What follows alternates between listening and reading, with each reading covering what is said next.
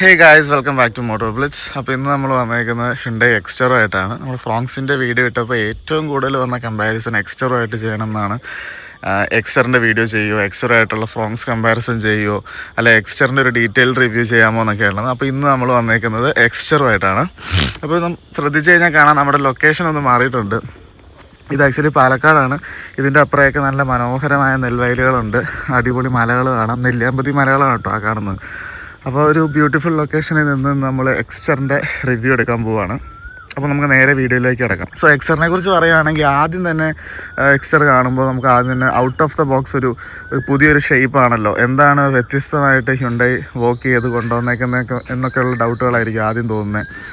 First time ഞാൻ ഈ വണ്ടി കണ്ടു കഴിഞ്ഞപ്പോഴത്തേക്കും എനിക്ക് തോന്നി, എന്താ ഈ വണ്ടിക്ക് ഇങ്ങനെ ഒരു ഷേപ്പ്, ഒരു പ്രത്യേകതരം ഷേപ്പ് എന്നൊക്കെ. അപ്പോൾ ഫ്രണ്ട് സൈഡൊക്കെ എനിക്ക് ഭയങ്കരമായിട്ട് ഇഷ്ടപ്പെട്ടു. ബാക്ക് സൈഡിലേക്ക് മാത്രമേ എനിക്ക് കുറച്ച് എന്തോ ഒരു സംതൃപ്തി തോന്നാതെ തോന്നിയുള്ളൂ. കണ്ട് ഇവഞ്ച്വലി നമുക്കത് ഓക്കെ ആയിട്ടങ്ങ് തോന്നി. പ്രത്യേകിച്ച് ഈ കളർ ഒരു കാക്കി കളറാണ്.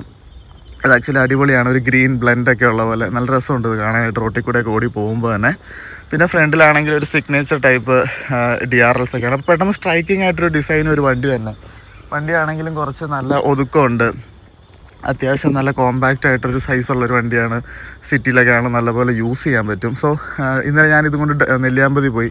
ഓൾമോസ്റ്റ് ഒരു 150 കിലോമീറ്റേഴ്സൊക്കെ അങ്ങോട്ടും ഇങ്ങോട്ടും ഇൻ ആൻഡ് അറൗണ്ടൊക്കെ ഡ്രൈവ് ചെയ്തു. എനിക്ക് ഭയങ്കരമായിട്ട് ഇഷ്ടപ്പെട്ടു. നല്ല സ്മൂത്ത് ആയിട്ടുള്ള എൻജിനാണ്. ഓടിക്കാനാണെങ്കിലും നല്ല രസമുണ്ട്. ആക്ച്വലി നമുക്ക് വണ്ടി ജസ്റ്റ് ഒന്ന് മാറ്റേണ്ടി വരും. ഒരു ട്രാക്ടർ അവിടെ നിന്ന് വരുന്നു.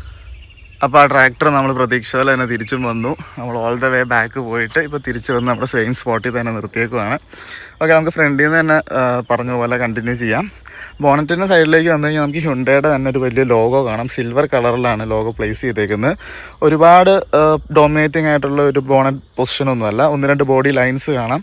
അത് മനോഹരമായിട്ടുണ്ട് കാണാൻ തന്നെ. ഫ്രണ്ടിൽ നിന്ന് നല്ല ഒരു ആറ്റിറ്റ്യൂഡ് ആ ലൈൻസിന് കൊടുക്കാൻ പറ്റുന്നുണ്ട് വണ്ടിക്ക് ഓവറോൾ. പിന്നെ ഹ്യുണ്ടായുടെ സിഗ്നേച്ചർ ആയിട്ടുള്ള H-ഷേപ്ഡ് DRLs കാണാം. ഇത് ഡേ ടൈം റണ്ണിങ് ലാംപ്സ് ആണ്. അത് ആക്ച്വലി ഭയങ്കര രസമുണ്ട്. വണ്ടി റോഡിലൂടെയൊക്കെ പകലാണെങ്കിൽ ഓടി പോകുമ്പോൾ കാണാനായിട്ട്. താഴേക്ക് വന്നു കഴിഞ്ഞാൽ പ്രൊജക്ടർ LED ഹെഡ്ലൈറ്റ്സ് കാണാം. അത് യെല്ലോ ലൈറ്റാണ്. പക്ഷേ പ്രൊജക്ടർ സെറ്റപ്പ് ആയതുകൊണ്ട് തന്നെ നല്ല ത്രോയും വിസിബിലിറ്റിയൊക്കെ രാത്രിയിൽ തരുന്നുണ്ട്. ഇന്നലെ നൈറ്റ് ഡ്രൈവൊക്കെ ചെയ്തപ്പോൾ നല്ല വിസിബിലിറ്റി ഉണ്ടായിരുന്നു. സൈഡിലേക്ക് വന്നു കഴിഞ്ഞാൽ പ്ലാസ്റ്റിക് ഷേപ്സിലുള്ള ഗ്രിൽസാണ്. ഇത് വെന്റിലേഷൻസ് പ്രൊവൈഡ് ചെയ്യുന്നുണ്ട്. ഇതിൻ്റെ ഒരു കളർ കോമ്പിനേഷനൊക്കെ ആക്ച്വലി നല്ല രസമുണ്ട് കാണാനായിട്ട്. ഡിസൈൻസ് ആണെങ്കിലും വണ്ടിയുടെ ഓവറോൾ ബോഡി ഷേപ്പുമായിട്ട് നല്ല ബ്ലെൻഡിങ് ചെയ്യുന്നുണ്ട്. ക്ലാഡിങ്സ് ആണ് കൊടുത്തേക്കുന്നത്. സ്കിഡ് പ്ലേറ്റ്സോ അങ്ങനത്തെ കാര്യങ്ങളോ ഒന്നും വണ്ടിയിൽ വരുന്നില്ല. അപ്പോൾ അതാണ് വണ്ടിയുടെ ഓവറോൾ ഫ്രണ്ടിൽ നിന്നുള്ള ഒരു എലമെന്റ്സും ഡിസൈനും ലുക്സിനെ കുറിച്ചൊക്കെ പറയുമ്പോൾ. ഡയമണ്ട് കട്ട് അലോയ്സ് ഒന്നും വരുന്നില്ല. നമുക്ക് ഓൾറെഡി നോർമൽ ആയിട്ടുള്ള പ്ലാസ്റ്റിക് ഷേപ്സിലുള്ള അലോയ്സ് ആണ് വണ്ടിയിൽ വരുന്നത്. ഇത് വണ്ടി ഇപ്പോൾ നമ്മൾ യൂസ് ചെയ്യുന്നത് SX വേർഷനാണ്. AMT ആണ് വണ്ടി. അതിൻ്റെ അകത്ത് ബൈ ഡിഫോൾട്ട് തന്നെ നമുക്ക് വേറെ അപ്ഗ്രേഡ് ചെയ്യാനുള്ള ഓപ്ഷൻസോ അങ്ങനെയൊന്നുമില്ല. വണ്ടിയിൽ സ്റ്റോക്ക് വരുന്നത് തന്നെയാണ് ഈ അലോയ്സ്. വണ്ടിയുടെ അലോയ് സൈസ് വരുന്നത് 15 ഇഞ്ചാണ്. പിന്നെ സൈഡിലേക്ക് വന്നു കഴിഞ്ഞാൽ നല്ലൊരു വീൽ ആർച്ചുണ്ട്. അതിങ്ങനെ താഴേക്ക് വന്ന് ഏറ്റവും ലാസ്റ്റ് വരെ എക്സ്റ്റെൻഡ് ചെയ്ത് പോകുന്നുണ്ട്. പിന്നെ ORVMസിൻ്റെ കാര്യം പറയുകയാണെങ്കിൽ ഇൻ്റഗ്രേറ്റഡ് LEDs വരുന്നുണ്ട്. ഇൻഡിക്കേറ്റേഴ്സാണ്. വണ്ടി ലോക്ക് ചെയ്യുമ്പോൾ അത് ഓട്ടോമാറ്റിക്കായിട്ട് ലോക്ക് ആവുന്നുണ്ട്. APLS ആണെങ്കിലും ബ്ലാക്ക് ആൻഡ് ചെയ്തിട്ടുണ്ട്. അത് വളരെ കനം കുറഞ്ഞ ടൈപ്പാണ്. അതുകൊണ്ട് വിസിബിലിറ്റിക്ക് ഒന്നും ഇഷ്യൂ വരുന്നില്ല. ഡ്രൈവർക്കാണെങ്കിലും റൈറ്റ് സൈഡ് കാണാനൊക്കെ നല്ല ഈസിയാണ്. പിന്നെ മുകളിലേക്ക് ഒരു റൂഫ് റെയിലുണ്ട്. ഇത് ആക്ച്വലി പിയാനോ ബ്ലാക്കിൽ ചെയ്തിട്ടുണ്ട്.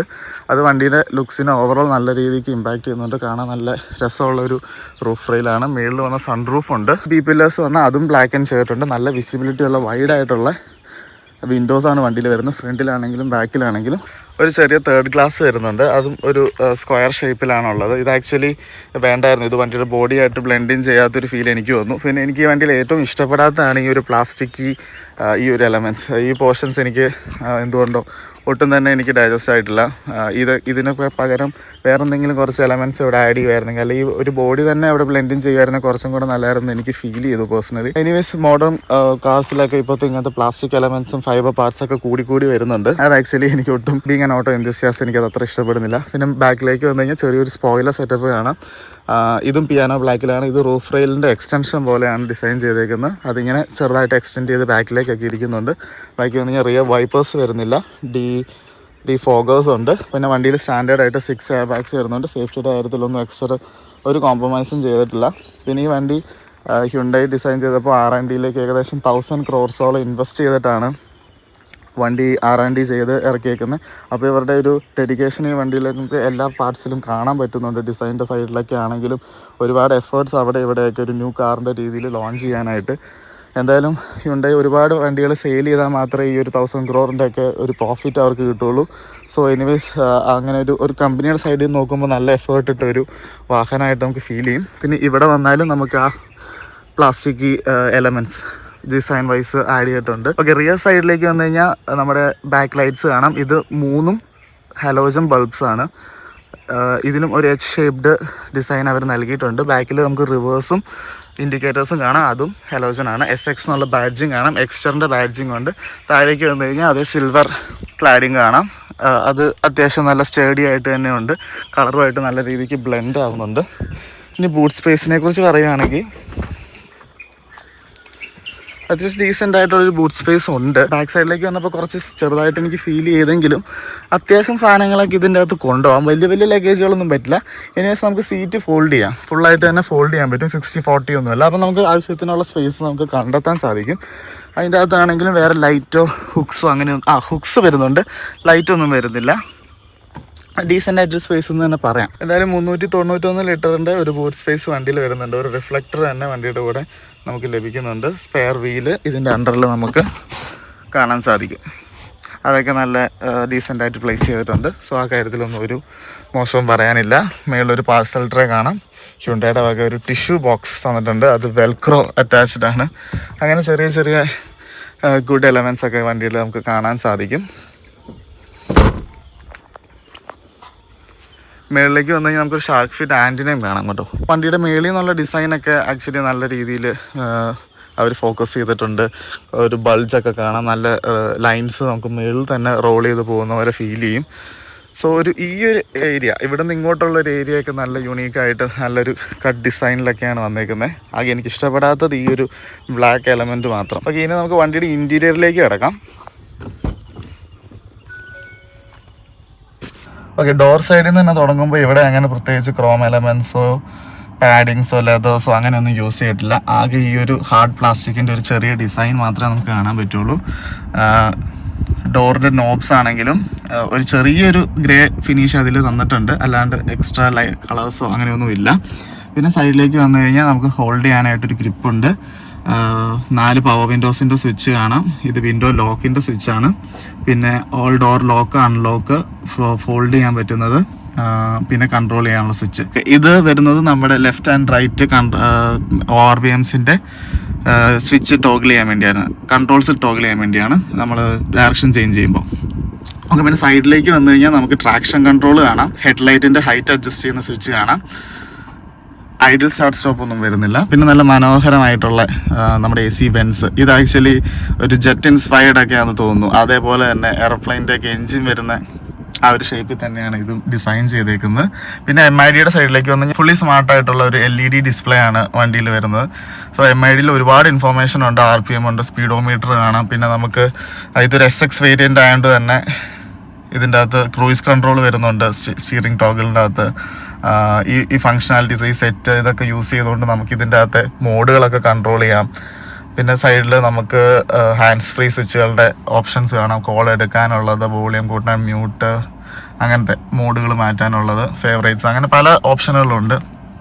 ഹോണിൻ്റെ സൗണ്ട് ആണെങ്കിൽ എനിക്ക് അത്ര പ്ലീസിങ് ആയിട്ട് തോന്നിയില്ല. നല്ലപോലെ ഇൻസുലേറ്റഡ് ആണ്. ഇപ്പം നമ്മൾ ഹോൺ അടിച്ചാൽ പോലും അകത്തേക്കൊന്നും സൗണ്ട് അങ്ങനെ കേൾക്കില്ല. പിന്നെ കുറച്ചും കൂടെ നല്ലൊരു പഞ്ചുള്ള ഒരു ഹോൺ ചെയ്യുവാണെങ്കിൽ കുറച്ചും കൂടെ എഫക്റ്റീവ് ആയിട്ടുള്ള ഒരു സൗണ്ട് ഔട്ട്പുട്ട് നമുക്ക് കിട്ടും. റോഡിലൊക്കെ കുറച്ചും കൂടെ ഡോമിനൻസ് നമുക്ക് അതിലൂടെ സ്ഥാപിക്കാൻ പറ്റും. പിന്നെ ഈ സൈഡിലേക്ക് വന്നു കഴിഞ്ഞാൽ ഫ്യൂവലിൻ്റെ ഇൻഡിക്കേറ്റർ കാണാം, ഓഡോമീറ്റർ കാണാം, ഹീറ്റിൻ്റെ മീറ്റർ കാണാം, റേഞ്ചും ന്യൂട്രലും അങ്ങനത്തെ ഓപ്ഷനുകളൊക്കെ ഇതിനകത്തുണ്ട്. സൈഡിലേക്ക് വന്നു കഴിഞ്ഞാൽ ലെഫ്റ്റ് സൈഡിലേക്ക് വന്നു കഴിഞ്ഞാൽ വൈപ്പറിൻ്റെ സ്വിച്ചുകൾ കാണാം. ഇതിൻ്റെ അകത്ത് പല മോഡുകളുണ്ട്, മിസ്റ്റ്, ഓഫ്, ഇൻഡ്, ഹൈ, ലോ, അങ്ങനെ. റൈറ്റ് സൈഡിൽ വന്നു കഴിഞ്ഞാൽ ഹെഡ്ലൈറ്റിൻ്റെ പ്രൊജക്ടർ ഹെഡ്ലൈറ്റിൻ്റെയും ഇൻഡിക്കേറ്ററിൻ്റെയും സ്വിച്ചുകൾ കാണാം. പിന്നെ ഈ വണ്ടിയിൽ എനിക്ക് ഏറ്റവും ഇഷ്ടപ്പെട്ട ഹൈലൈറ്റ് എന്ന് പറയുന്നത് പാഡൽ ഷിഫ്റ്റേഴ്സ് ആണ്. ഇതിൻ്റെ അകത്തൊരു ചെറിയ എലമെൻറ്റും കൂടെ ഇതിൻ്റെ അകത്തൊരു സ്റ്റീൽ പ്ലേറ്റ് കൊടുത്തിട്ട് അതൊരു റെഡിൽ കൊടുത്തിട്ടാണ് ഈ പ്ലസ് മൈനസ് എന്നൊക്കെ എഴുതുമായിരുന്നെങ്കിൽ കുറച്ചും കൂടെ ഒരു സ്പോട്ടി പ്രീമിയം ഫീൽ കിട്ടിയേനെ. പക്ഷെ എന്തായാലും ഉള്ളത് ആക്ച്വലി നല്ല രീതിക്ക് കേട്ടുണ്ട്, നല്ലൊരു ഫീലൊക്കെ ഉണ്ട് അത് പ്രസ് ചെയ്യുമ്പോഴാണെങ്കിലും. ഞാൻ ഇന്നലെ നെല്ലിയാമ്പതി പോയപ്പോൾ ഇത് യൂസ് ചെയ്തൊക്കെ ഡ്രൈവ് ചെയ്ത് നോക്കി, നല്ലൊരു ഫീൽ ഉണ്ട്.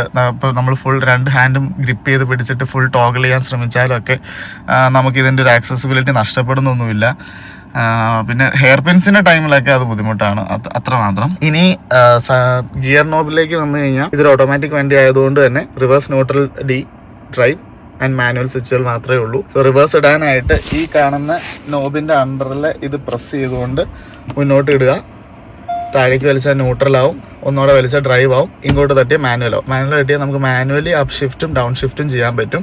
മാനുവൽ മോഡിൽ നമ്മൾ ആക്സിലേറ്റർ കൊടുത്ത് RPM റെവ് ചെയ്ത് കഴിഞ്ഞ് മുമ്പോട്ട് തട്ടിയാൽ മാത്രമേ അപ്പ് ഷിഫ്റ്റ് ആവുള്ളൂ. പക്ഷേ RPM നമ്മൾ കുറയുവാണെങ്കിൽ ഓട്ടോമാറ്റിക്കായിട്ട് ഡൗൺ ഷിഫ്റ്റ് ആവും.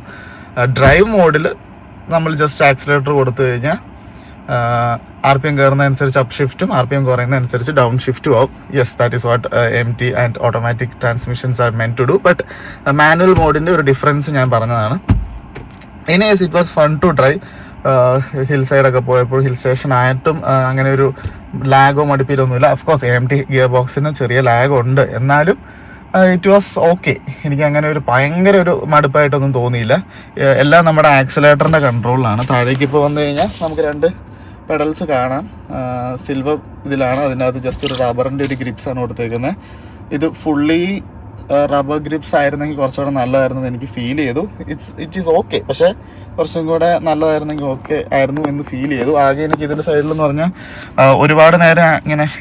ഒരുപാട് നേരം ആക്സിലേറ്ററിൽ ഇങ്ങനെ പിടിച്ചുകൊണ്ട് വന്നിട്ട് ചെറിയൊരു ആംഗിൾ പെയിൻ എനിക്ക് ഫീൽ ചെയ്തു. ലോങ് ഡ്രൈവ്സിലൊക്കെ ഒത്തിരി നേരം ആക്സിലേറ്റർ അങ്ങനെ ചവിട്ടി പിടിക്കുമ്പോൾ ചെറിയൊരു ബുദ്ധിമുട്ട് എനിക്ക് ഫീൽ ചെയ്തു. മേ ബി എനിക്ക് സീറ്റ് എന്തോ ഇത്രയും മാക്സിമം ഇറക്കിയിട്ടേക്കുന്നത്, ഇതിൽ കൂടുതൽ ഇത് ബാക്കോട്ട് പോവില്ല. മേ ബി ആ ഒരു എക്സ്റ്റൻഷൻ എനിക്ക് കിട്ടാത്തതുകൊണ്ടായിരിക്കും. ഞാൻ 6 feet ആണ്, സോ എനിക്ക് ആ ഒരു ലെഗ് എക്സ്റ്റൻഷൻ കിട്ടിയാൽ മാത്രമേ പ്രോപ്പർ സീറ്റിംഗ് ഉള്ളൂ. മേ ബി എൻ്റെ ഒരു ഇഷ്യൂ ആവാൻ ചാൻസ് ഉണ്ട്. എനിവേസ് ഇന്നലെ അങ്ങനെ ഒരു ഫീൽ വന്നു. പിന്നെ ഡ്രൈവ് ചെയ്യുമ്പോഴാണെങ്കിലും വണ്ടിയുടെ ഒരു പവർ ഔട്ട്പുട്ടൊക്കെ അത്യാവശ്യം ലീനിയർ ആണ്. എല്ലാം ഞാൻ പറഞ്ഞല്ലോ, എല്ലാം ആക്സിലേറ്ററിലാണെന്ന് പറഞ്ഞല്ലോ. സോ നമ്മളിപ്പോൾ നല്ലൊരു പ്രസ്സാണ് ആക്സിലേറ്ററിൽ കൊടുക്കുന്നതെങ്കിൽ വണ്ടി ഒരു 4th പോകണം, നേരെ 2nd ഡൗൺ ഷിഫ്റ്റ് ചെയ്ത് പുള്ള് ചെയ്ത് നമുക്ക് കയറ്റാൻ പറ്റും. 5th നമ്മൾ സ്ലോ പേസിലാണ് പോകുന്നതെങ്കിൽ പോലും ആക്സിലേറ്റർ നമ്മളൊരു ഫുൾ ഫ്ലോർ ചെയ്യുവാണെങ്കിൽ പെട്ടെന്ന് തന്നെ ഡൗൺ ഷിഫ്റ്റിന് ട്രാക്ടർ പിന്നെ വന്നു ഗൈസ്. എന്തായാലും നമ്മൾ ഏത് ലൊക്കേഷനിൽ പോയാലും, ഇതിന് മുന്നേ നമ്മുടെ നാട്ടിൽ വീഡിയോ എടുക്കുമ്പോഴായിരുന്നെങ്കിൽ പോലും ജസ്റ്റ് വണ്ടികൾ വരിക, ലോറികൾ പാസ് ചെയ്യുക, വേറെ ആളുകൾ ഇടയ്ക്ക് വരിക, ഇങ്ങനത്തെ ഇഷ്യൂസൊക്കെ ഭയങ്കര കോമൺ ആണ്. സോ നമുക്കിതൊക്കെ ആയിട്ട് യൂസ്ഡായി. അപ്പോൾ എന്തൊക്കെ കഷ്ടപ്പാടുകളിലൂടെയാണ് ഒരു വീഡിയോ ഔട്ട്പുട്ട് നിങ്ങൾ കാണുന്നതെന്ന് നിങ്ങൾക്ക് ഇപ്പോൾ മനസ്സിലായി കാണുമെന്ന് പ്രതീക്ഷിക്കുന്നു. ഓക്കെ, ഇൻഫോർടൈൻമെൻറ്റ് സിസ്റ്റത്തിൻ്റെ സൈഡിലേക്ക് വന്നു കഴിഞ്ഞ് കഴിഞ്ഞാൽ അതിൻ്റെ അകത്ത് നമുക്ക് ആൻഡ്രോയിഡ് ഓട്ടോ, ആപ്പിൾ കാർപ്ലേ എല്ലാം വരുന്നുണ്ട്. പക്ഷേ അത് വയർഡാണ് ആക്ച്വലി. ഞാൻ ഈ വണ്ടി കയറിയപ്പോൾ ഈ വയർ കണ്ടപ്പോൾ ഇത് എന്തിനാണെന്ന് ഞാൻ ആലോചിച്ചിരുന്നു. പക്ഷേ പിന്നീടാണ് എനിക്ക് കണക്ട് ചെയ്യാൻ ശ്രമിച്ചപ്പോഴാണ് മനസ്സിലായത് ആക്ച്വലി ഇതൊരു വയർഡ് സിസ്റ്റമാണ്. അതൊരു ഭയങ്കര ഡ്രോബാക്ക് ആയിട്ട് തോന്നി. 10 ലക്ഷം രൂപയുടെ ഒരു വണ്ടിയിൽ വയർഡ് സിസ്റ്റം എന്ന് പറയുന്നത് ഇന്നത്തെ കാലത്ത് ഒട്ടും അക്സെപ്റ്റ് ചെയ്യാൻ പറ്റില്ല. സോ അതും കൂടെ ഒന്ന് വയർലെസ് ആക്കുമായിരുന്നെങ്കിൽ it was a good system. പക്ഷേ ബാക്കിയുള്ള ഡീറ്റെയിൽസ് ഒക്കെ ഉണ്ട്. വിസിബിലിറ്റിയുടെ കാര്യമാണെങ്കിൽ കുഴപ്പമൊന്നുമില്ല, നമുക്ക് വേണ്ട എല്ലാ ഡീറ്റെയിൽസും ഉണ്ട്. ഹാസിൽ ഫ്രീ ആയിട്ടെല്ലാം കണക്റ്റ് ആവുന്നു. നമുക്ക് റീഡ് ചെയ്യാനോ സൺലൈറ്റ് അടിക്കുമ്പോഴോ വിസിബിലിറ്റിക്ക് ഒന്നും ഇഷ്യൂസ് ഒന്നുമില്ല. So it is A good system. പക്ഷേ ഈ വയർഡിൻ്റെ ഒരു പ്രശ്നം മാത്രമേ ഉള്ളൂ. താഴേക്ക് വന്ന AC വെൻസ് കാണാം. ഇതാണെങ്കിലും അത്യാവശ്യം നല്ല ത്രോ ഉണ്ട്. സെൻറ്ററിലേക്ക് വെച്ച പുറകോട്ട് തന്നെ കറക്റ്റ് കിട്ടുന്നുണ്ട്. സൈഡിലേക്ക് മൂവ് ചെയ്യാൻ നമുക്ക് നല്ല കൂളിംഗ് ഉണ്ട്. AC ആണെങ്കിലും ഓട്ടോമാറ്റിക് സിസ്റ്റമാണ്, നല്ല കൂളിംഗ് പ്രൊവൈഡ് ചെയ്യുന്നുണ്ട്. AC ഇട്ട് ഹിൽ സ്റ്റേഷൻ കയറുമ്പോഴാണെങ്കിലും പവർ ലാഗോ കാര്യങ്ങളോ ഒന്നുമില്ല. ഇന്നലെ 20 ഫുൾ ടൈം ഇട്ടായിരുന്നു, നല്ല ഫാനും ഇട്ടിട്ടുണ്ടായിരുന്നു. പക്ഷേ ലാഗൊന്നും കയറ്റം കയറുമ്പോഴൊന്നും ഫീൽ ചെയ്യുന്നില്ല. താഴേക്ക് വന്നു കഴിഞ്ഞാൽ ഒരു 12 വാട്ടിൻ്റെ സോക്കറ്റ് കാണാം. ഒരു USB-യും ഒരു C ടൈപ്പും ഉണ്ട്. ഇതിന് വയർലെസ് ഒന്നും വരുന്നില്ല. ഇവിടെ നമുക്ക് ഫോൺ വെക്കാനുള്ളൊരു സ്പേസ് ഉണ്ട്. ഹാൻഡ് റെസ്റ്റ് വരുന്നില്ല, അതും ആക്ച്വലി ഒരു ഡ്രോബാക്കാണ്. ഞാൻ ഹാൻഡ് ബ്രേക്കിൽ ഇങ്ങനെ സപ്പോർട്ട് ചെയ്തായിരുന്നു ഇന്നലെ കുറേ നേരം ഇരുന്നത്. സോ അതും കൂടെ നമുക്ക് എക്സ്ട്രാ ആയിട്ട് ആഡ് ചെയ്യാമെന്ന് തോന്നുന്നു ആക്സസറി ആയിട്ട്. പിന്നെ ഇവിടെ ഒരു സ്റ്റോറേജ് കാണുന്നുണ്ട്. ഇത് ആക്ച്വലി എന്തിനാണെന്ന് എനിക്ക് മനസ്സിലായത്. ഗ്ലാസ്സും വെക്കാൻ പറ്റില്ല, മേ ബി ഒരു പേഴ്സോ പെന്നോ അങ്ങനെ എന്തെങ്കിലും വെക്കാം. 2 കപ്പ് ഹോൾഡേഴ്സ് ഉണ്ട്. ഒരെണ്ണം വലുതാണ്, ഒരെണ്ണം ഒരു മീഡിയം ടൈപ്പാണ്. മുകളിൽ വന്നു കഴിഞ്ഞാൽ നമുക്ക് സ്പീക്കറിൻ്റെ ഔട്ട്ലെറ്റ് കാണാം. സൺഗ്ലാസ് ഹോൾഡേഴ്സ് ഒന്നും വരുന്നില്ല. 2 ലൈറ്റ്സ് കാണാം, ക്യാബിൻ ലൈറ്റ്സ്. അത് രണ്ടും ഹലോജൻ ആണ്. അത് നല്ല ലൈറ്റിംഗ് ഒക്കെ പ്രൊവൈഡ് ചെയ്യുന്നുണ്ട്. മുകളിലേക്ക് വന്നു കഴിഞ്ഞാൽ ഷെയ്ഡിൻ്റെ സൈഡിൽ നമുക്കിവിടെ ഡ്രൈവർ സൈഡിലൊന്നും വരുന്നില്ല. കോ പാസഞ്ചർ സൈഡിൽ നമുക്ക് അവിടെ ഒരു മിറർ കാണാൻ സാധിക്കുന്നുണ്ട്. ഇനി സൺറൂഫിൻ്റെ കാര്യം പറയുകയാണെങ്കിൽ അത്യാവശ്യം ഡീസൻ്റായിട്ട് വണ്ടിയുടെ സൈസിനൊത്ത ഒരു സൺറൂഫാണ്. ഇപ്പോൾ ഈ വണ്ടിക്ക് പനോരമയൊക്കെ കൊടുത്തിരുന്നെങ്കിൽ ഭയങ്കര ബോറായെന്ന് എനിക്ക് തോന്നി. എന്തായാലും സൺറൂഫൊക്കെ ഓപ്പൺ ചെയ്ത് നമ്മൾ ഇന്നലെ ഓടിക്കുകയൊക്കെ ചെയ്തു. നല്ലൊരു എക്സ്പീരിയൻസ് ആയിരുന്നു. നല്ല കോടയൊക്കെ ഉള്ള മൂന്നാർ പോലത്തെ ഏരിയയൊക്കെ ആയിരുന്നെങ്കിൽ കുറച്ചും കൂടെ നല്ല രീതിയിലൊക്കെ എൻജോയ് ചെയ്യാൻ സാധിച്ചേനെ. സൺറൂഫ് ഓപ്പൺ ചെയ്യാനുള്ള സ്വിച്ച്. പിന്നെ സൈഡിലേക്ക് വന്നു കഴിഞ്ഞാൽ നമുക്കൊരു ഗ്രാബ് റെയിൽ കാണാം. അതും സ്പ്രിംഗ് ലോഡഡ് ആണ്. ഹെഡ് റെസ്റ്റിൻ്റെ സൈഡിലേക്ക് വന്ന് എനിക്കൊരു ഡ്രോബാക്ക് പറയാനുണ്ട്. സീറ്റ്സിൻ്റെ സൈഡിൽ അത് അഡ്ജസ്റ്റ് ചെയ്യാൻ പറ്റാത്തതായതുകൊണ്ട് തന്നെ ഹൈറ്റ് കറക്റ്റായിട്ട് ചെയ്യാൻ പറ്റുന്നില്ലായിരുന്നു. പിന്നെ ഒരു നെക്ക് പില്ലോ ഉണ്ട്. ഫാബ്രിക്സ് ആണ് വരുന്നത്, ലെതർ ഒന്നും വരുന്നില്ല. അത്യാവശ്യം നല്ല രീതിയിൽ സപ്പോർട്ട് തരുന്നുണ്ട്. ഒരു ബക്കറ്റ് സീറ്റ് ഫീലൊക്കെ കിട്ടുന്നുണ്ടെങ്കിൽ പോലും ഇന്നലെ കുറേ നേരം ഡ്രൈവ് ചെയ്തപ്പോൾ തന്നെ എനിക്ക് ചെറുതായിട്ടൊരു ബാക്ക് പെയിൻ ലെഫ്റ്റ് സൈഡിൽ എനിക്ക് ഫീൽ ചെയ്ത് വന്നിരുന്നു. കാരണം കുറേ നേരം ഹാൻഡ് റെസ്റ്റ് ഇല്ലാണ്ടൊക്കെ ഇരുന്നുകൊണ്ടാവാം മേ ബി. പക്ഷേ എന്തായാലും ചെറുതായിട്ട് എനിക്ക് ഫീൽ ചെയ്തു. ഒരു നടുവിൻ്റെ ഒരു നടുഭാഗത്തായിട്ട് ഒരു പോയിന്റിലായിട്ടാണ്. അപ്പം മേ ബി ഒരു കോണ്ടാക്ട് സപ്പോർട്ട് ഇല്ലാത്തതുകൊണ്ടൊക്കെ ആയിരിക്കാം. എനിവേസ് അതെനിക്ക് കുറച്ച് നേരം ഡ്രൈവ് ചെയ്തപ്പോൾ തന്നെ ഫീൽ ചെയ്തു. ഹൈവേയിൽ അത് ഉണ്ടാവില്ലായിരിക്കും, അത് ഹിൽ സ്റ്റേഷൻ ആയതുകൊണ്ടാവാം. ഡീസൻ്റ് ആയിട്ടുള്ള ബോട്ടിൽ ഹോൾഡിംഗ് സ്പേസ് ഒക്കെ വണ്ടിയിൽ വരുന്നുണ്ട്. സൈഡിൽ വന്നാൽ ഇവിടെ ഒരു ചെറിയ സ്റ്റോറേജ് ഏരിയ ആണ്. അവിടെ നമ്മൾ ടിഷ്യൂ പേപ്പേഴ്സ് ഒക്കെ സ്റ്റഫ് ചെയ്തിട്ടുണ്ട്. ഗ്ലവ് ബോക്സ് ആണെങ്കിലും അത്യാവശ്യം സ്പേസ് ഉണ്ട്, അത്യാവശ്യം കാര്യങ്ങളൊക്കെ വെക്കാം. പിന്നെ ഇവിടെ ആണെങ്കിൽ ആ സൈഡിൽ പറഞ്ഞ ഡോറിൽ വരുന്ന ഹാർഡ് പ്ലാസ്റ്റിക് പാനലുണ്ട്. അതിനകത്തൊരു ചെറിയ ആരോ ഡിസൈൻ ഉണ്ട്. ഇതിൽ നല്ല ലൈറ്റിങ്ങിലായതുകൊണ്ട് ഇതിപ്പോൾ കാണാൻ പറ്റുന്നുണ്ട്. എനിവേ അത് നല്ല രസമുണ്ട്. ഒരു നല്ല ടച്ച് ആൻഡ് ഫീൽ ഫിനിഷൊക്കെ ഉണ്ടെങ്കിലും കുറച്ചും കൂടി എന്തെങ്കിലുമൊക്കെ ഒരു കളേർഡ് എലമെൻറ്റ് ആഡ് ചെയ്യാമെന്ന് എനിക്ക് തോന്നി. ഓവറോൾ വണ്ടിക്ക് ഒരു ബ്ലാക്കിഷ് ഫിനിഷാണ് ഇന്റീരിയറിൽ മുഴുവൻ വരുന്നത്. ഒരു ഡുവൽ ടോണോ എന്തെങ്കിലുമൊക്കെ ഒരു ചേഞ്ച് ഉണ്ടായിരുന്നെങ്കിൽ കുറച്ചും കൂടെ ഒരു ഹൈലൈറ്റഡ് ആയേനെ. എനിവേസ് ഉള്ളത് ഡീസൻ്റ്ലി ഡൺ ആണ്. ക്വാളിറ്റിയുടെ കാര്യത്തിലൊന്നും പറയാനില്ല. മിറേഴ്സിൻ്റെ സൈഡിൽ വരുവാണെങ്കിൽ മാനുവലി ഫോൾഡ് ചെയ്യാൻ പറ്റുന്ന ഡിമ്മേഴ്സ് വരുന്നുണ്ട്. അതും ഇന്നലെ ഡിം ചെയ്ത് യൂസ് ചെയ്തു. വളരെ യൂസ്ഫുള്ളാണ്. ആ സൈഡിലൊന്നും ഒരു പരാതിയും പറയാനില്ല. ഇനി ബാക്ക് സൈഡിലേക്ക് കയറുവാണെങ്കിൽ അത്യാവശ്യം ലെഗ് റൂമൊക്കെ വണ്ടിയിൽ വരുന്നുണ്ട്. ഇതിപ്പോൾ ഞാൻ ഏറ്റവും ബാക്കിലേക്ക് ഇറക്കിയിട്ടായിട്ടുള്ള ലെഗ് റൂമാണ്. എന്നാൽ പോലും എനിക്ക് കംഫർട്ടബിൾ ആയിട്ടിരിക്കാം. ഇതാണ് ഒരു ആവറേജ് സൈസ്. ഇപ്പം ഞാൻ ഇപ്പുറത്തേക്ക് ഇരിക്കുവാണെങ്കിൽ എനിക്ക് ഇത്രയും ലെഗ് റൂം കിട്ടുന്നുണ്ട്. കുറച്ചും കൂടെയൊക്കെ മുന്നോട്ടിടാം. സ്പേസിൻ്റെ കാര്യം പറയുകയാണെങ്കിൽ അത്യാവശ്യം നല്ല ഹെഡ് റൂം വണ്ടിയിൽ വരുന്നുണ്ട്. നല്ല ഒരു ഇതിലൊരു ആക്ച്വലി കുഴിഞ്ഞിരിക്കുന്ന ഒരു ഫീലാണ്. ബാക്ക് സൈഡ് പാസഞ്ചേഴ്സിന് ആക്ച്വലി റിലാക്സ്ഡ് ആയിട്ടിരുന്ന് ഡ്രൈവ് എൻജോയ് ചെയ്യാൻ പറ്റുന്ന ഒരു പൊസിഷനാണ്. ഇച്ചിരി സ്ലാൻഡ് ചെയ്ത് റെസ്റ്റ് ഒക്കെ എടുക്കാം. അതിനകത്താണ് ഹെഡ് റെസ്റ്റ് വരുന്നുണ്ട്. അത് അഡ്ജസ്റ്റബിൾ ആണ്. ഇത് ഏറ്റവും ലോവസ്റ്റ് പൊസിഷനിലാണ് ഇട്ടേക്കുന്നത്. നമുക്ക് ആംറസ്റ്റ് ഒന്നും വരുന്നില്ല. 3 സീറ്റ് പോയിൻറ്റ്സിൻ്റെ ഇത് കാണാം. ആക്ച്വലി ഇതിന് ലോഡ് സെൻസേഴ്സ് വരുന്നുണ്ട്. പക്ഷേ അലാം ഒന്നും അടിക്കില്ല. അതുകൊണ്ട് ബക്കിൾ ചെയ്തില്ലെങ്കിൽ ഇഷ്യൂ ഒന്നുമില്ല. തൈ സപ്പോർട്ട് എനിക്കൊരു ഇച്ചിരി കുറവാണ്. പക്ഷേ സ്ലാൻഡ് ചെയ്തിരിക്കുന്നതുകൊണ്ട് തന്നെ തൈ സപ്പോർട്ട് അത്രയും വരുന്നില്ല. കൂടുതലും നമ്മുടെ ബാക്ക് ബോണിലും ബാക്കിലുമാണ് നമ്മൾ സപ്പോർട്ട് ചെയ്തിരിക്കുന്നത്. അപ്പോൾ ഒരു ലോങ്ങർ റണ്ണിൽ ബാക്കിൽ ഇരുന്ന് കഴിഞ്ഞാൽ വലിയ ബുദ്ധിമുട്ടുകളൊന്നും ഫീൽ ചെയ്യുന്നില്ല. സൈഡിലിരിക്കുന്നവർക്കൊക്കെയാണ് ഹാൻഡ് റെസ്റ്റ് ചെയ്തൊക്കെ ഇരുന്ന് സപ്പോർട്ട് ചെയ്ത് വലിയ ബുദ്ധിമുട്ടില്ലാണ്ട് ലോങ് ഡിസ്റ്റൻസ് ഒക്കെ യാത്ര ചെയ്യാൻ പറ്റും. മുകളിലേക്ക് വന്നു കഴിഞ്ഞാൽ ഇവിടെയും നമുക്കൊരു ക്യാബിൻ ലൈറ്റ് ഉണ്ട്. അതും ഹലോജനാണ്. പിന്നെ ഇവിടെയും ഒരു പാഴ്സൽ ഹുക്ക് കാണാം. സ്പ്രിംഗ് ലോഡഡ് ഹാൻഡിൽസ് തന്നെയാണ് ബാക്കിലും വരുന്നത്. പിന്നെ താഴേക്ക് വന്നു കഴിഞ്ഞാൽ നമുക്ക് ഇവിടെ റിയർ AC വെൻറ്റ്സ് അവൈലബിൾ ആണ്. അത് ആക്ച്വലി നല്ലതാണ്. ഇതിലൂടെ AC സപ്ലൈ എടുത്ത് നമുക്ക് ചിൽഡായിട്ടിരിക്കാം. ഇവിടെ നമുക്ക് ഒരു 12 വോട്ടിൻ്റെ വീണ്ടും പവർ സോക്കറ്റ് കാണാം. അതിനകത്ത് മറ്റേ അഡാപ്റ്റർ കണക്ട് ചെയ്താൽ മാത്രമേ ചാർജ് ചെയ്യാൻ സാധിക്കൂ. ഫ്രണ്ടിൽ ഡയറക്റ്റ് ചാർജ് ചെയ്യാനുള്ള കണക്ഷൻ ഉണ്ട്. അപ്പോൾ അതൊക്കെ തന്നെയാണ് ബാക്കിലെ ഒരു വിശേഷം എന്ന് പറയാൻ. ഓവറോൾ ബോഡി റോളൊക്കെ ആണെങ്കിലും ബാക്കിൽ കുറവാണ്. വണ്ടിയുടെ ഓവറോൾ ലെങ്ത് ഒരു വലിയ ഫാക്ടറായിട്ട് വരുന്നില്ലാത്തതുകൊണ്ട് തന്നെ ഒരുപാട് റോൾ ചെയ്ത് അങ്ങനെ വലിയ ബുദ്ധിമുട്ടുകളൊന്നും ബാക്കി ഇരിക്കുന്ന ആളുകൾക്കില്ല. സോ കംഫർട്ടിൻ്റെ കാര്യം പറയുകയാണെങ്കിൽ വളരെ നല്ല കംഫർട്ടാണ് വണ്ടിയിൽ ബാക്ക് സൈഡിൽ ഇരിക്കുന്ന ആളുകൾക്കും നൽകുന്നത്. ഇനി നമുക്ക് പുറത്തിറങ്ങിയിട്ട് ഡ്രൈവബിലിറ്റിനെ കുറിച്ചും മറ്റു കാര്യങ്ങളെക്കുറിച്ചൊക്കെ സംസാരിക്കാം. ഇപ്പം നിങ്ങൾ നോക്കുവാണെങ്കിൽ കാണാം, നമ്മൾ വീണ്ടും ലൊക്കേഷൻ മാറി ഗൈസ്. ആ ട്രാക്ടർ പിന്നെയും വന്നു. അത് ആക്ച്വലി പാടത്തുനിന്ന് സാധനങ്ങളൊക്കെ ലോഡൊക്കെ എടുക്കാൻ പോകുന്നൊരു ട്രാക്ടറാണ്. പണിക്കാരൊക്കെ ആയിട്ടാണ് പോകുന്നത്. അതുകൊണ്ട് അത് ഇടയ്ക്കിടയ്ക്ക് ഈ വഴിയെ വരുന്നുണ്ട്. ഇങ്ങോട്ട് ഈ ഒരു വഴി മാത്രമേ ഉള്ളൂ പാടത്തേക്ക് പോകാനായിട്ട്. അതുകൊണ്ട് നമ്മൾ കാണാൻ കറക്റ്റ് നടുക്ക് കൊണ്ടിട്ടാണ് വീഡിയോ എടുക്കുന്നത്. സോ വരുമ്പോൾ ഓരോ ലൊക്കേഷനിലേക്ക് മാറ്റിക്കൊണ്ടിരിക്കുന്നു. അപ്പോൾ അവിടെ ഞാൻ തിരിച്ചിടാൻ ഒരു ലൊക്കേഷൻ കണ്ടുവച്ചിട്ടുണ്ട്. അതുകൊണ്ട് ഈ സൈഡിൽ പാർക്ക് ചെയ്തിട്ടാണ് ഇപ്പോൾ വീഡിയോ എടുക്കുന്നത്. നല്ല മനോഹരമായിട്ടൊരു കുളവും സൈഡിലുണ്ട്. അപ്പുറം ഒരു അമ്പലമുണ്ട്, ആയലൂർ അമ്പലം എന്നാണ് അതിൻ്റെ പേര്. അവിടെ ഇന്നലെ വെടിക്കെട്ടൊക്കെ ഉണ്ടായിരുന്നു, ഞങ്ങളത് കാണാൻ പോയിരുന്നു. ഗംഭീര വെടിക്കെട്ടായിരുന്നു. എനിവേസ് പാലക്കാടൻ ഭംഗിയിൽ മറന്നുപോയി, നമ്മുടെ എക്സ്റ്ററിൻ്റെ കാര്യം മറന്നുപോയി. ഓക്കെ, അപ്പോൾ ഇനി നമ്മൾ പറയാനുള്ളത് ഡ്രൈവബിലിറ്റീനെ കുറിച്ചാണ്. അപ്പോൾ ഇന്നലെ ഒരുപാട് ദൂരം അത്യാവശ്യം ഓടിച്ച് എക്സ്പീരിയൻസ് ചെയ്യാനുള്ളൊരവസരം എനിക്ക് കിട്ടി. അന്നേരമൊക്കെ എനിക്ക് ആദ്യം തന്നെ തോന്നിയത് വണ്ടി ആക്ച്വലി നല്ല കോമ്പാക്റ്റ് ആണ്. ഇപ്പോൾ ലേഡീസിന് പറ്റിയ വണ്ടികൾ ഏതൊക്കെയാണെന്നൊക്കെ എനിക്ക് കമൻസിൽ ഒരുപാട് പറ്റുന്നുണ്ട്. This is one of that kind of cars. കാരണം ഈ വണ്ടിയിൽ നല്ല വിസിബിലിറ്റിയാണ്. ഈ ഗ്ലാസിൻ്റെ ഏരിയ ഭയങ്കര കാണുമ്പോൾ നമുക്ക് ഒരുപാടില്ലെങ്കിൽ പോലും ഒരു ഡ്രൈവിംഗ് പൊസിഷൻ അത് ഒട്ടും കുഴിയിലിരിക്കുന്ന പോലെയല്ല.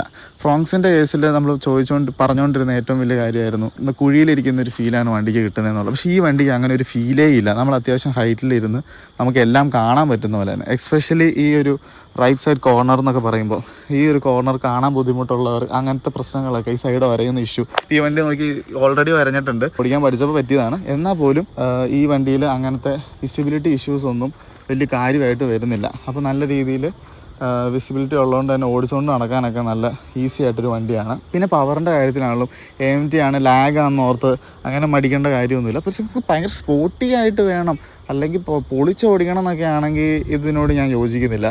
കാരണം അങ്ങനെ ഒരു ഔട്ട്പുട്ട് നമ്മൾ ഇതിൽ നിന്ന് എക്സ്പെക്റ്റ് ചെയ്ത് ഈ വണ്ടി എടുക്കുന്നതെങ്കിൽ തീർച്ചയായിട്ടും നമുക്ക് നിരാശ മാത്രമായിരിക്കും. പക്ഷേ അത്യാവശ്യം എക്കണോമിയിൽ ഇപ്പോൾ വണ്ടിക്ക് ഇന്നലെ കിട്ടിയ മൈലേജ് എന്നൊക്കെ പറഞ്ഞു കഴിഞ്ഞാൽ 11-12 ഹിൽ സ്റ്റേഷനിലാണ് 4 പേര് വെച്ചാണ് പോയത്. സോ ആ മൈലേജ് ഒരു ഡീസൻറ്റ് മൈലേജ് ആയിട്ട് എനിക്ക് തോന്നി. ഫുൾ ടൈം AC ഓൺ ആയിരുന്നു.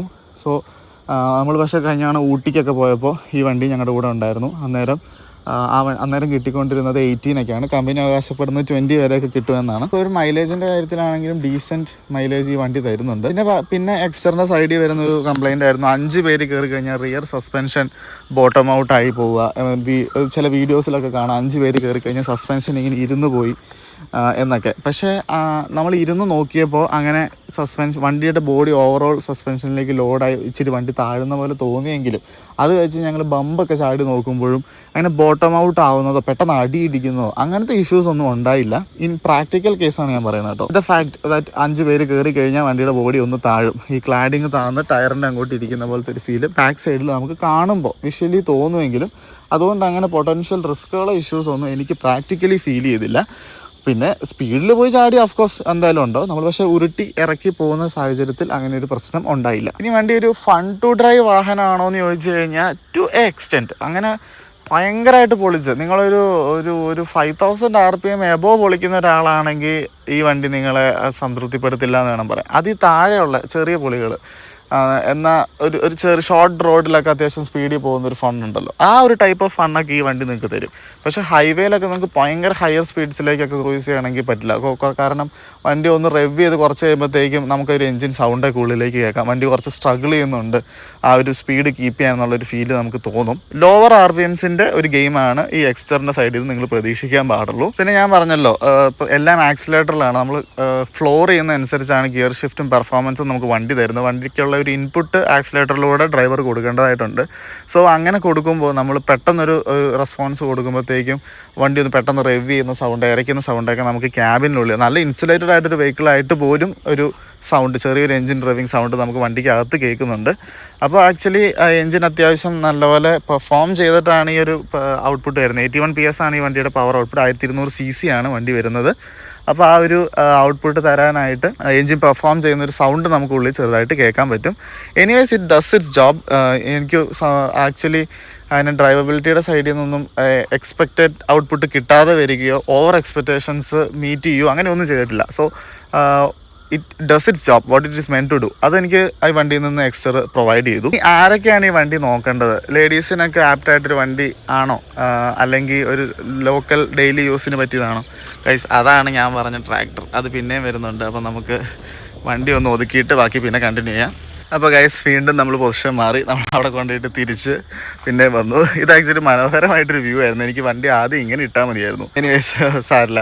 സോ റിവേഴ്സ് ഇപ്പോൾ എടുത്തപ്പോഴാണ് ഒരു കാര്യം പറയാൻ പറഞ്ഞത്. ക്യാമറയുടെ കാര്യം പറയാൻ നമ്മൾ വിട്ടുപോയിരുന്നു. അതോട് പറയാം. റിവേഴ്സ് ഇട്ട് ക്യാമറ എടുക്കുമ്പോൾ മറ്റേ നാവിഗേറ്റിംഗ് ഗൈഡ് ലൈൻസ് ഒക്കെ വണ്ടിയിൽ കാണിക്കുന്നുണ്ട്. പിന്നെ വിസിബിലിറ്റിയുടെ കാര്യം പറയുകയാണെങ്കിൽ ഡീസൻറ്റ് ക്വാളിറ്റി ഉള്ളൂ.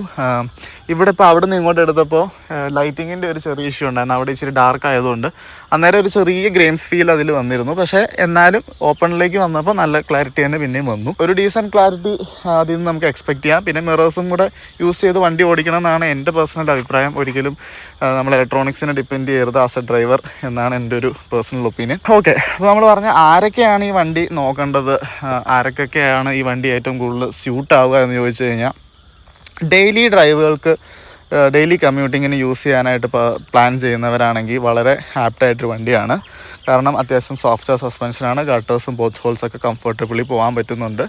ഡെയിലി കമ്മ്യൂട്ടിനാണെങ്കിലും ഡീസൻറ്റ് മൈലേജ് വണ്ടി വരുന്നുണ്ട്. ഒരു AMT വാഹനം ആയതുകൊണ്ട് തന്നെ, ഓട്ടോമാറ്റിക് ആയതുകൊണ്ട് തന്നെ ട്രാഫിക്കിലും സിറ്റിയിലൊക്കെ യൂസ് ചെയ്യുമ്പോൾ മടുപ്പ് തോന്നിക്കില്ല. ഡെഡ് ട്രാഫിക്കിലാണ് ഞങ്ങൾ വന്നത്. അപ്പോൾ ക്ലച്ച് ഇല്ലാത്തതുകൊണ്ട് തന്നെ ഭയങ്കര ഹസൽ ഫ്രീ ആയിട്ട് തന്നെ ഓടിച്ച് അതിൻ്റെ അകത്തൂടെ എനിക്ക് പുറത്ത് പോകാൻ പറ്റി. അപ്പോൾ അങ്ങനത്തെ പീക്ക് ബമ്പർ ടു ബമ്പർ ട്രാഫിക്കിലൊക്കെ യൂസ് ചെയ്യാൻ പ്ലാൻ ചെയ്യുന്നവരാണെങ്കിൽ വളരെ ആപ്റ്റായിട്ടാണ്. പിന്നെ ഇഷ്ടം പോലെ സർവീസ് സെൻറ്റേഴ്സ് ഉണ്ട്. ഹ്യുണ്ടായുടെ സർവീസൊക്കെ ഒരു എബോവ് ആവറേജ് ഒക്കെ തന്നെ പലയിടത്തും ഫീൽ ചെയ്യും. എന്നാൽ പോലും അങ്ങനെ ഭയങ്കര മോശം എന്ന് പറയുന്ന സർവീസ് സെൻറ്റേഴ്സ് ഹ്യുണ്ടായ്ക്ക് വളരെ കുറവാണ്, ഇല്ലയെന്നല്ല. പിന്നീട് സ്പെയർ പാർട്സിൻ്റെ കാര്യങ്ങളെക്കുറിച്ച് ആലോചിച്ചോ അല്ലെങ്കിൽ റീസെയിലിനെ കുറിച്ച് ആലോചിച്ചോ ഒന്നും വറീഡ് ആവേണ്ട കാര്യമില്ല. സോ ഹ്യുണ്ടായുടെ ബ്രാൻഡ് വാല്യൂ അത്യാവശ്യം എന്നും തന്നെ നിലനിന്ന് പോകുന്ന ഒരു ബ്രാൻഡുമാണ്. സോ എന്തുകൊണ്ടും ഒരു ലോങ്ങർ ടൈമിലേക്ക് ഒരു 10 വർഷത്തേക്ക് ഒരു വണ്ടി വാങ്ങണമെന്ന് പ്ലാൻ ചെയ്യുന്നവരാണെങ്കിൽ ഈ വണ്ടി കൺസിഡർ ചെയ്യുന്നതിൽ ഒരു തെറ്റും ഇല്ല എന്ന് വേണം പറയാൻ തന്നെ. പിന്നെ ഈ വണ്ടിയുടെ ഒരു സൈസ്, ഇതൊരു കോമ്പാക്ട് സൈസ് ആയതുകൊണ്ട് തന്നെ കുറേ നാൾ കൊണ്ട് നടക്കാനും ടൈറ്റ് ആയിട്ടുള്ള സ്ഥലങ്ങളിൽ പാർക്ക് ചെയ്യേണ്ട അവസ്ഥകൾ വരുന്നവരാണ്. അങ്ങനെയുള്ളവർക്കൊക്കെ സ്യൂട്ടബിൾ ആയിട്ടൊരു വണ്ടിയാണ്. ആകെ ഈ വണ്ടിയിൽ എനിക്ക് തോന്നിയത് സൈസിനേക്കാളും കൂടുതൽ കുറച്ച് ഈ ORVMs തള്ളി നിൽക്കുന്ന ഒരു ഫീല് തോന്നി. കുറച്ചും കൂടി ആക്ച്വലി ഇവിടം വരെ ആയിരുന്നെങ്കിൽ ശരിയാണ്, കറക്റ്റായിരുന്നു. പക്ഷേ ആ മിറേഴ്സ് നല്ല ഫങ്ഷനാലിറ്റി തരുന്നുണ്ട്, നല്ല വിസിബിലിറ്റി ഉണ്ട്. ആകെ ഇങ്ങനെ ക്ലോസ് ആയിട്ടുള്ളൊരു സ്ഥലത്തൂടെയൊക്കെ പാസ് ചെയ്യുമ്പോൾ മാത്രം അതൊന്ന് ക്ലോസ് ചെയ്യണം. പിന്നെ ORVMസിൻ്റെ ഒരു ഇഷ്യൂ പറയുകയാണെങ്കിൽ, അത് കുറച്ച് സ്പീഡിൽ പോവുകയാണെങ്കിൽ ഒരു 30 കിലോമീറ്റേഴ്സ് എബോവ് ഒക്കെ മേ ബി നമ്മളത് ക്ലോസ് ചെയ്യാൻ ശ്രമിച്ചു കഴിഞ്ഞാൽ അത് ക്ലോസ് ആവില്ല. സ്പീഡ് കുറഞ്ഞ് നിൽക്കുമ്പോഴോ അല്ലെങ്കിൽ വണ്ടി സ്റ്റോപ്പിൽ നിൽക്കുമ്പോൾ മാത്രമേ അത് ഓഫ് ചെയ്യാൻ പറ്റൂ. പക്ഷേ മറ്റു വാഹനങ്ങളിൽ ഞാനത് കണ്ടിട്ടില്ല. നിങ്ങൾ ഉപയോഗിക്കുന്ന വാഹനങ്ങളിൽ അങ്ങനെയാണോ എന്ന് ജസ്റ്റ് ഒന്ന് കമൻസിൽ പറയുക. എനിക്കതൊരു ഫസ്റ്റ് എക്സ്പീരിയൻസ് ആയിരുന്നു. ഞാൻ ഓർത്ത് ഇത് ORVM വർക്ക് ചെയ്യാത്തതാണ്, ഇനി എന്തെങ്കിലും ഇഷ്യൂ ആണോ എന്ന് ഓർത്തുകൊണ്ടിരുന്നു. പക്ഷേ വണ്ടി നിർത്തി കഴിഞ്ഞ് പ്രസ് ചെയ്തപ്പോൾ അത് വർക്കുമായി.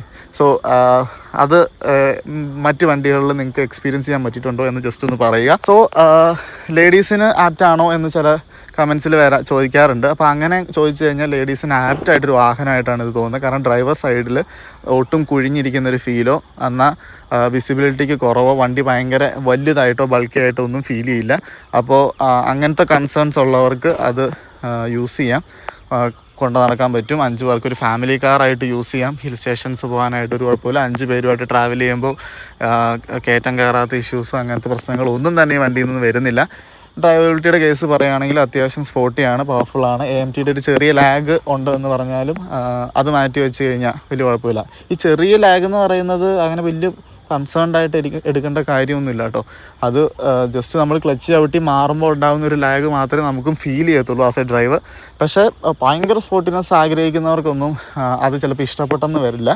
സോ അങ്ങനെയുള്ളവർ ഇതിൻ്റെ അടുത്ത വേരിയൻറ്റിലേക്ക് പോവുക, അടുത്ത ഗിയർ ബോക്സിലേക്ക് അപ്ഗ്രേഡ് ചെയ്യുക. ഓവറോൾ ഒരു വെർഡിക്റ്റ് ക്ലോസ് ചെയ്യാനാണെങ്കിൽ ടു സമ്മറൈസ് ദിസ് ഞാൻ പറയും നല്ലൊരു ചോയ്സാണ് എക്സ്റ്റർ. എന്തുകൊണ്ടും നല്ലൊരു 10 lakhsന് ചോയ്സാണ്.